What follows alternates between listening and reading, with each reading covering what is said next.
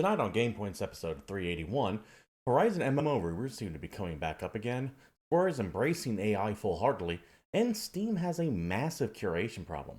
All that and more in just a moment, but first I want everyone here to know this is an audience interactive podcast, so regardless of where you're watching, feel free to comment, be it live here at Twitch TV/GamePoints, or later over at YouTube, Rumble, BitChute, etc. I want to know what you guys think about the topics on hand. Let's go ahead and get to the very first story of the new year. I expect this to be a shorter episode, by the way. Everyone's still kind of on vacation break. Up here from Eurogamer.net. By the way, the link to this and all the stories we discussed today will be provided down below. I recommend you go read them. Horizon MMORPG is now essentially confirmed to be in development, a job listing suggests. We'll go ahead and fully state right up here. This article does make some assumptions, and they are doing a little bit of speculation. What they're referring to could be something entirely different than what they are suggesting it might be. We'll see as it gets closer to being actually announced. However, I do feel like this is one of those things that we should at least mention because there was talk of a multiplayer Horizon game. Sony did have the partnership with, was it NCSoft or NetEase? Which one was it? I don't quite remember. NCSoft. And this is one of those big projects that Jim Ryan was pushing before he left Sony, which may or may not have been of his own volition. So just getting all that out of the way, keep in mind what we're talking about here might not actually come to fruition, but we'll see. To the article itself. More details about an MMO based on Guerrilla Horizons franchise have popped up online via two new job listings. Video game researcher Curation took to Twitter/X earlier today to detail everything they know to date about the upcoming game, including a rumor that it will be an MMORPG to be precise. They also said details of a job listings that seem to confirm the game is set in development may be called, quote, Land of Salvation, end quote. I will say that is a very Horizon-y name, given the context of that game story. But it is also through NCSoft, and NCSoft being mainly focused on the Asian market, that also kind of fits what a translation might be, or something that would sound more flowery over there. Might work a little bit better. So, yeah, it definitely feels like it could be that, but we can't say for certain. Going back onto the article itself. The game is now essentially confirmed to be in development. An NCSoft employee posted a job listing on LinkedIn with a codename logo stylized similarly to the logo of the Horizon games, Curation said. It's developed under the codename Project Skyline, with the initial codename being Project H. Horizon. The game is seemingly coming to PC and mobile. There's no mention of PlayStation 5 on either job listing currently available online and is being developed in Unreal Engine 5. It is expected to launch significantly later than Aeon 2, which is anticipated to be released in the 2024-2025 season. It's thought around 140 people were working on the game in September of 2023. Interesting that they're coming to PC and mobile. No mention of PlayStation 5. There's no way, in my opinion, the game doesn't make PlayStation 5. But this is not going to be an MMO in the way you might think it is. Think those very popular phone games in Southeast Asia, and you'll be more on the line of what we're getting. This is what NCSoft does. The entirety of this design game seems to be not focused for an American or European market, but more for as what we would say, casual gamer market, even though the fact that mobiles are the biggest platform in Asia by far, and there are some high-end games out there for it, they tend not to do too well, or at least not nearly as well as they do here. So, don't get your hopes excited thinking that this is going to be some Monster Hunter-esque jaunt with a Monster Hunter skin on there. Dial your expectations back significantly. Also, furthermore, same thing, but you know what I'm saying. This might not even be a Horizon project. There are things that certainly make it sound like it could be. Project 8, the what was it? Land of Salvation name. A lot of the logo looking like Horizon font there. There's a lot of smoke here, but there's no fire to be seen yet. going back onto the article itself. The project was developed by Seung-Gun Lee's Lineage IP division and is led by Hong Yong Choi, who previously was head of the Lineage W development, Kurakasas added. The project started around 2021 according to former NCSoft employees' resume on LinkedIn and Facebook. NCSoft registered a domain for what appears to be the Land of Salvation. Land of Salvation could potentially be an official title for the Horizon MMO, Kurakasa said. And this assumption is based off the fact that it is the only announced game that we know of that could be revealed soon. Of course, it could be some other project we're not aware of. The fact that this game is targeted to be much later than Aeon 2, which is supposed to be coming out in 2024-25, I don't know. They could be trying to time it with the inevitable third Horizon game, but is that going to be ready by 2026? 2027? It's hard to say, especially given that there seems to be a major shakeup going on at Sony right now, with Last of Us Factions, whatever that was going to be getting the axe, with some of the live service games getting dialed back, with Jim Ryan's departure, amicable or not, kind of ambiguous on that. There's definitely a shakeup going on at Sony, and this might... I don't doubt that this might not live to see the light of day. I do believe it will come out, because the ink has already been dried on the paper. And it's with another company. They can't just internally cancel it and pretend it didn't happen. But it might not be getting the same amount of love now that Ryan has been dismissed. Assuming he was dismissed, to be fair.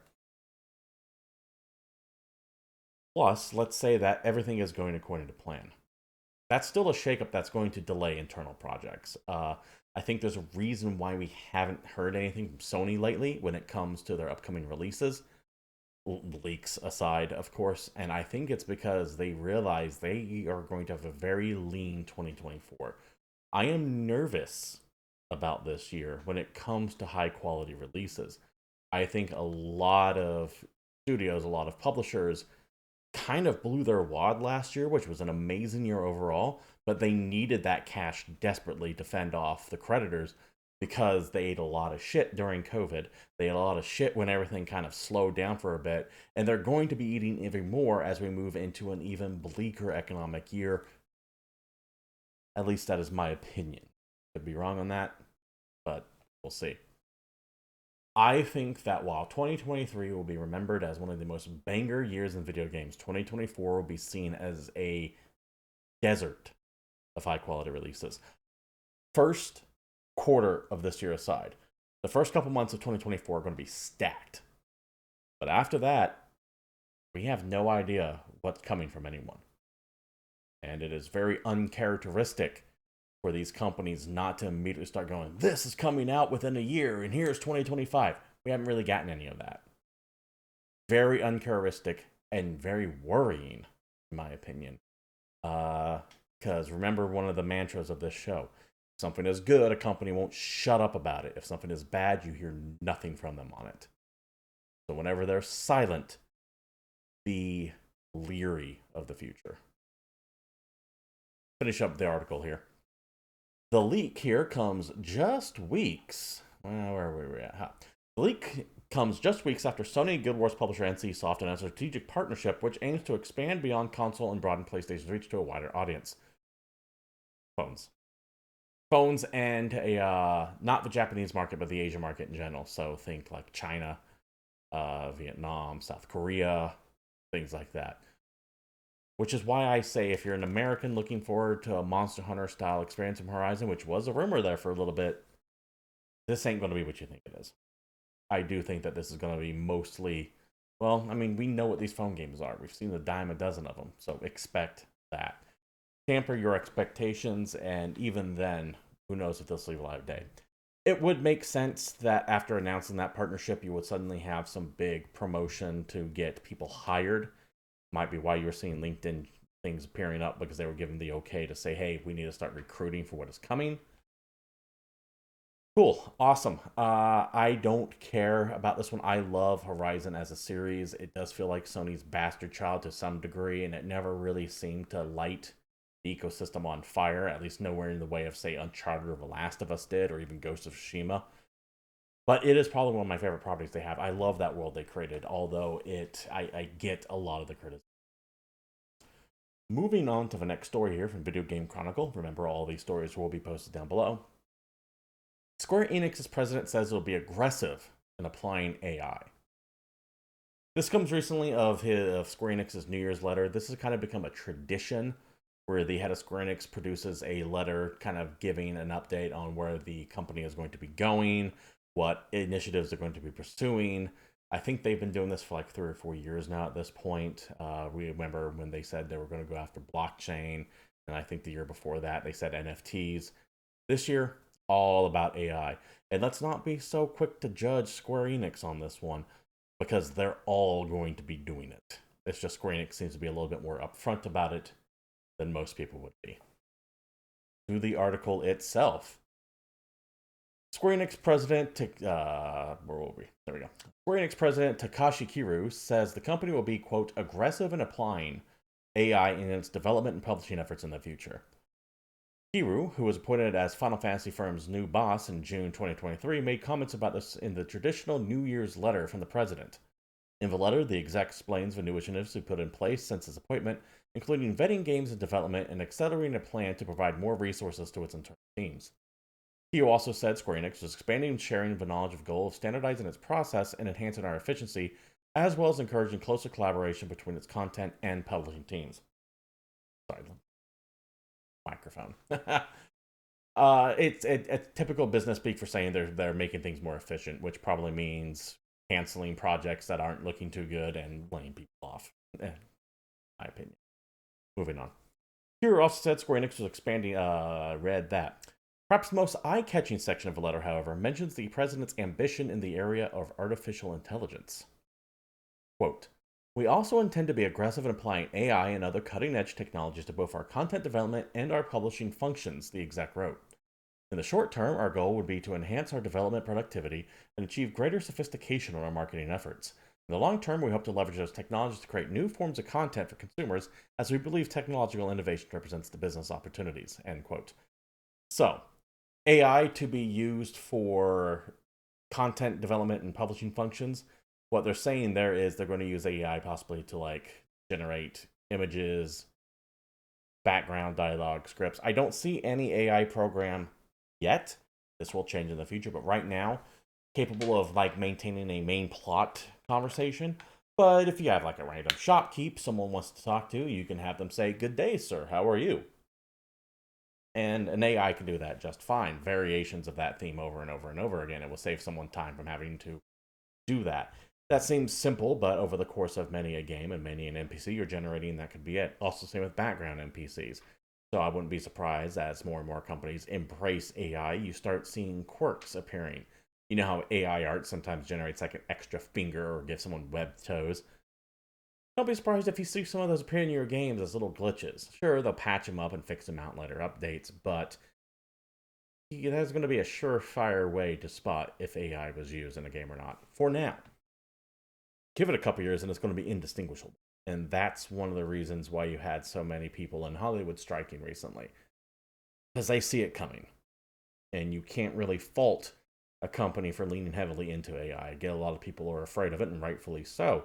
A lot of people accuse it of plagiarism, and that's not necessarily correct. But it is coming, regardless if you love it or hate it. It's coming. It's already here. You're going to start seeing rapid advancements in this because companies are going to look at that and go, "You mean I can fire 40% of my headcount and have it make the same quality that they're doing?" And yes, I know I can hear people screaming, "It's not the same quality. It can't replace what a human does."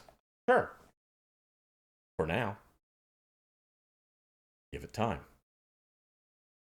Furthermore, if you're using it just to deal with like background shit, things people are really going to be paying much attention to. Well, we saw what happened with the Grand Theft Auto remaster when they did Vice City and 3 and they had all those weird AI generated images kind of fuck things up. It's already advanced significantly since then, and it's going to continue advancing. There will come a point where you're playing a game that is going to be kind of a hybrid game, where the main plot, main characters, main dialogue, the things that are going to get the most attention are going to be human created.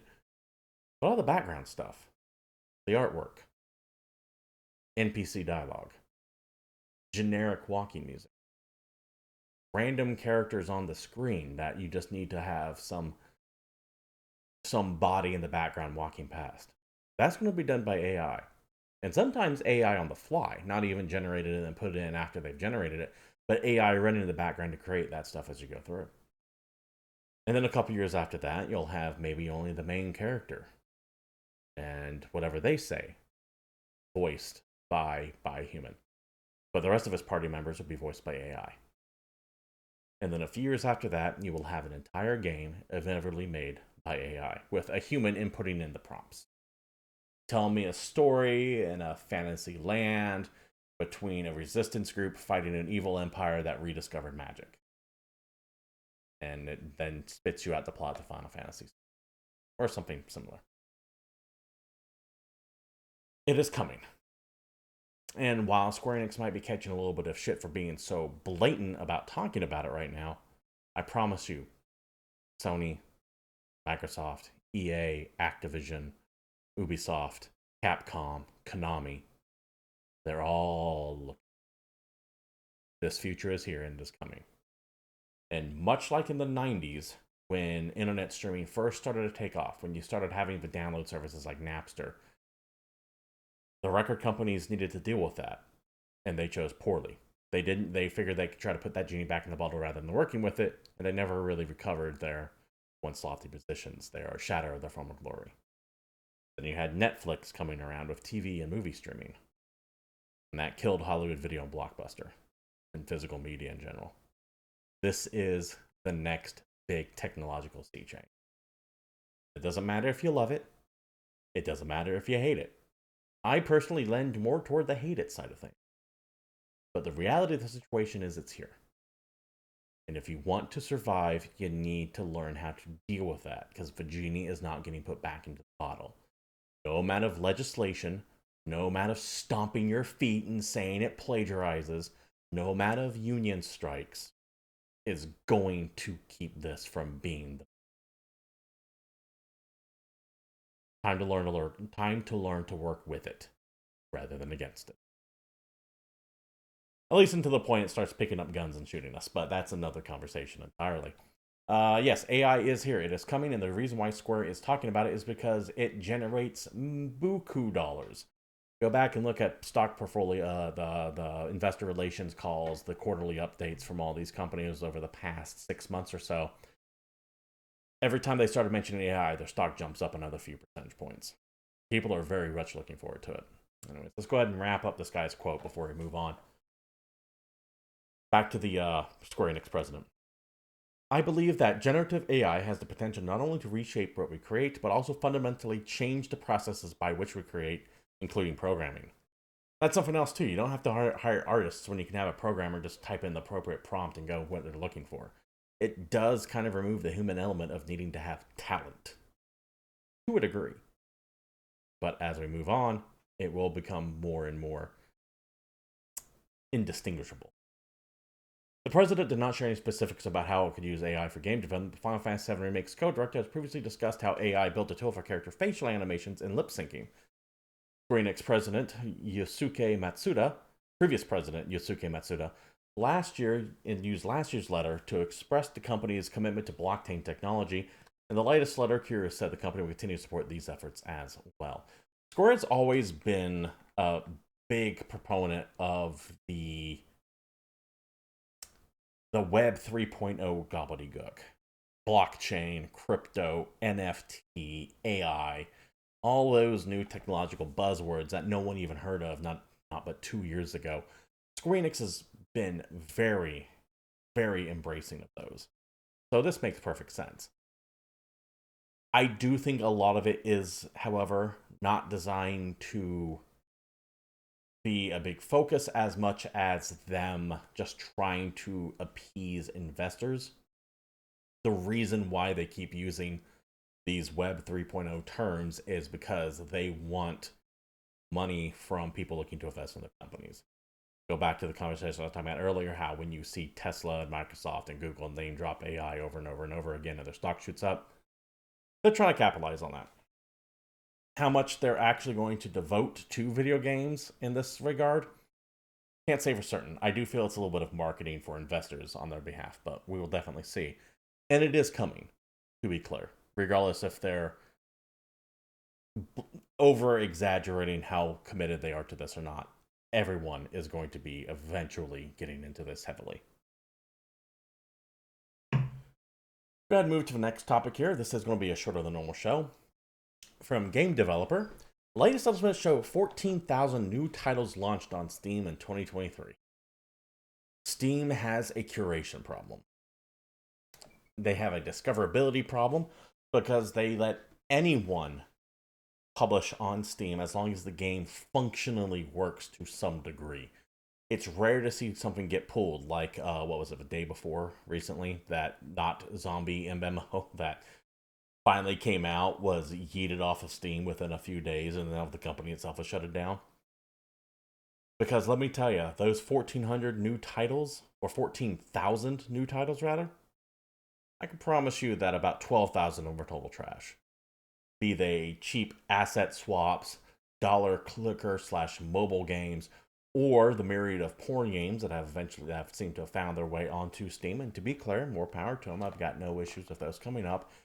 But let's face it, if you turn off your mature filters and look at the Steam's new and upcoming, of the 10 choices you see on there, about 3 or 4 of them are going to be adult related.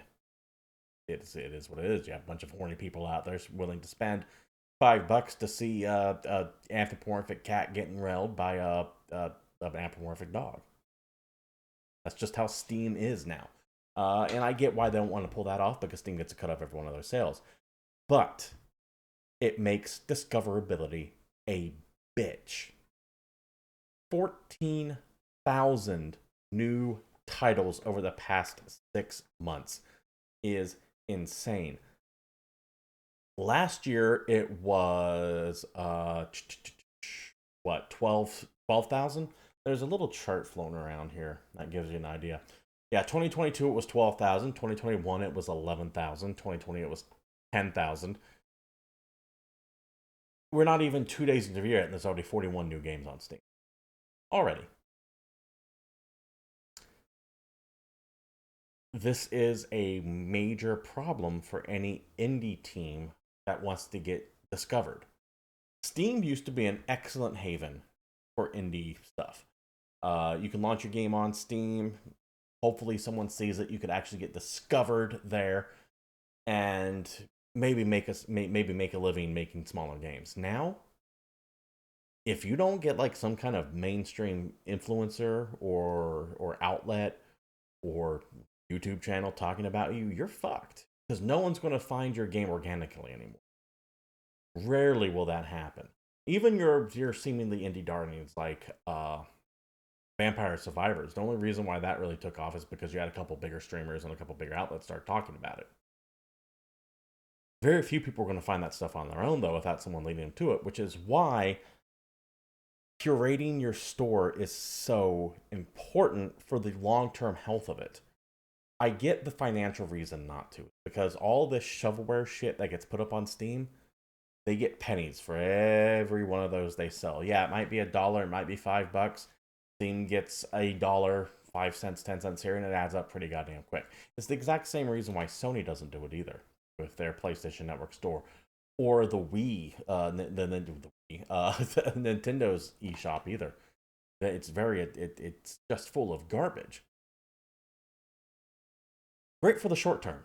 Yeah, you're nickel and diming the people who are using your service. Congratulations. For the long term, though, your storefront is eventually going to look like the Apple Store, where you go to try to find something that might be fun on there, and it's just a sea of clickers and clones and nonsense. Those stupid little phone games they see advertisements for on like all the social media pages that look nothing like they actually are. We know that mobile gaming is typically a scam, or at least nowhere near as presented as it is presented. That's what happens when you have the open floodgates like this. That's what happens when you allow just the most blatant rip-off scammy shit released. And Steam, and I don't want to single Steam out, it just so happens we have the latest data on that from Steam, is allowing this to happen in their own front yard.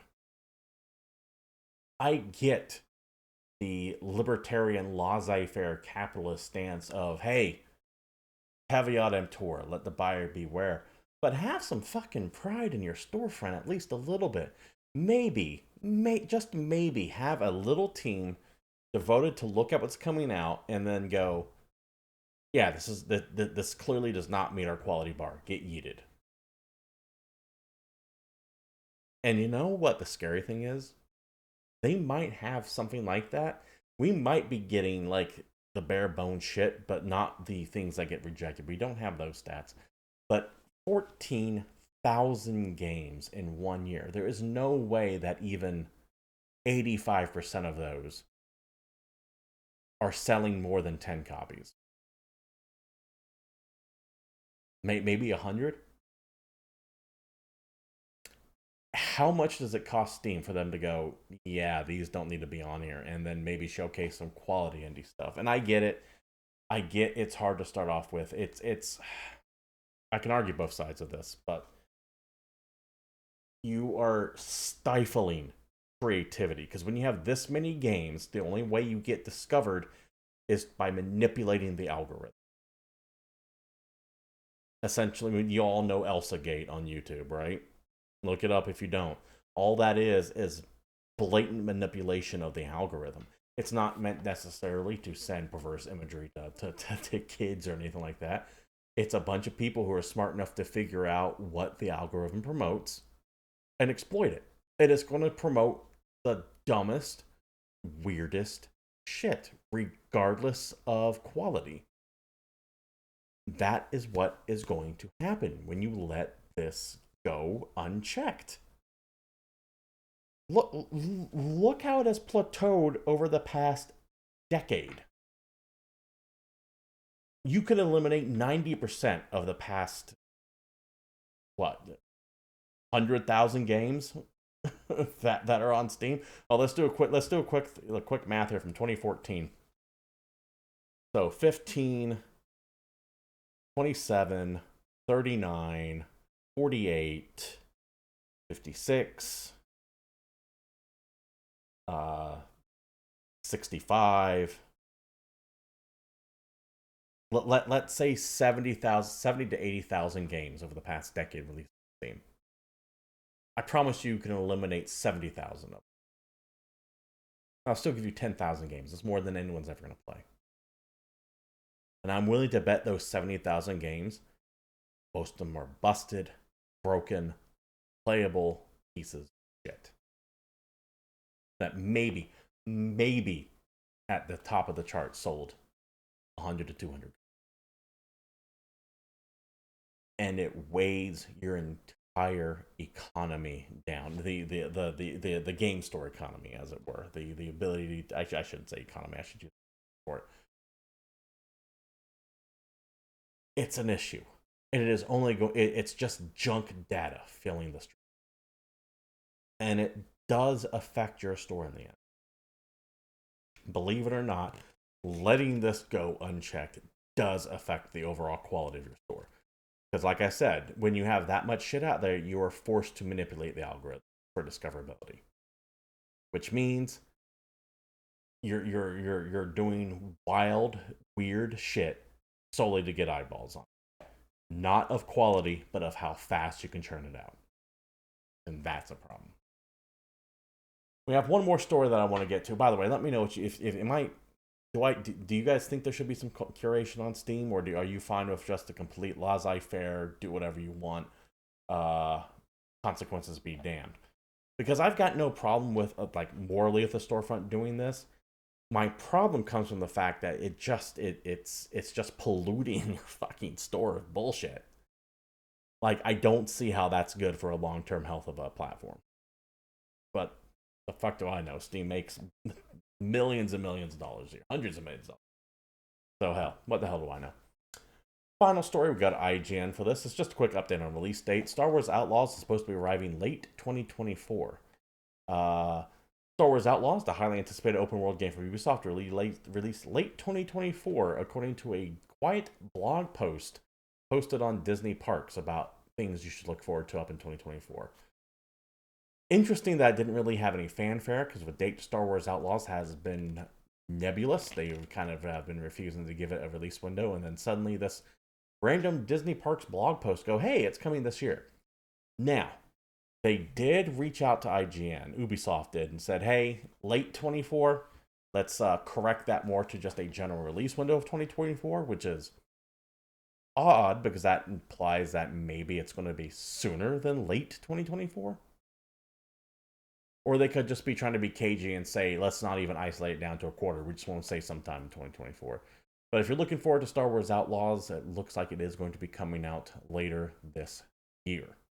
So please be excited.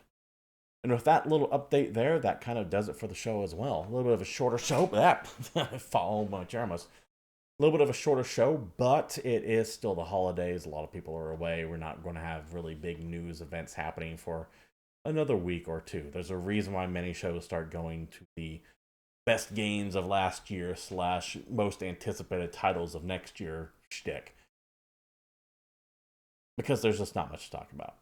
But we're not committed to times or anything here. We just kind of go over what we like and go from there. And if you like what you saw here and you want to support the stream, you have to do like, bits, follow, subs, all that good stuff. You can follow me on X at CapitalistPig21. I stream here at Twitch TV /GamePoints throughout the week as well. Need to finish up that Hearts of Iron run that we started last week. Really looking forward to finishing that up. Hope to see you all then, but until then, you all take care, and I will be